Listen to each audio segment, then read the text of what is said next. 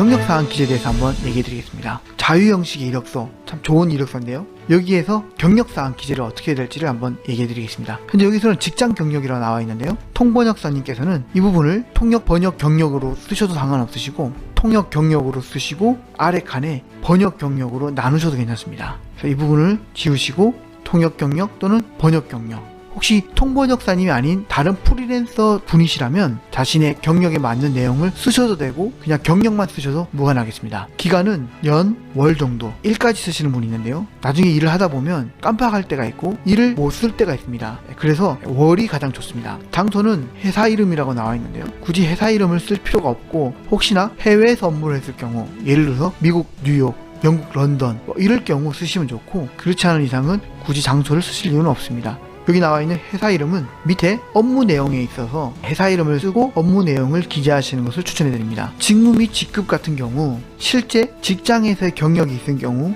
이 부분이 유리하게 작용된다면 쓰시면 좋습니다. 예를 들어서 대리, 팀장, 과장 이런 내용은 괜찮습니다. 근데 사원인데 굳이 직무와 직급을 쓰실 필요는 없습니다. 그리고 프리랜서 통번역사님의 경력, 통역 경력, 번역 경력이 있지만 혹시라도 그 전에 직장 경력이 있다면 직장 경력으로 해서 내용을 써주는 것도 좋습니다. 그리고 밑에 직장 경력, 통역 경력, 그리고 번역 경력 이런 식으로 경력을 나눠주셔도 괜찮습니다. 경력을 자세하게 기재해 주시기 좋은데요. 전문 통번역사님, 프리랜서일 경우 워낙 경력이 많으셔서 경력사항이 3페이지, 4페이지, 5페이지까지 내려가시는 분이 있습니다. 그런 분들은 이렇게 빽빽하게 써주시게 된다면 경력이 6장, 9장, 12장까지 내려갈 수 있습니다. 그래서 경력이 많으신 분들은 세부 내용을 빼주시는 것이 오히려 좋습니다. 하지만 경력이 1페이지, 2페이지 이 정도 되시는 분들은 웬만하면 세부 경력 사항까지, 세부 내용까지 적어주시는 게 좋습니다. 이력서 쓰실 때 처음 쓰시는 분이나 경력이 부족한 분 경우에 내용이 알찬 한 장 정도의 이력서가 좋고, 그 이력서 빽빽하게 썼던 이 한 장의 이력서가 넘어가고 2장으로 되었을 경우에 그때는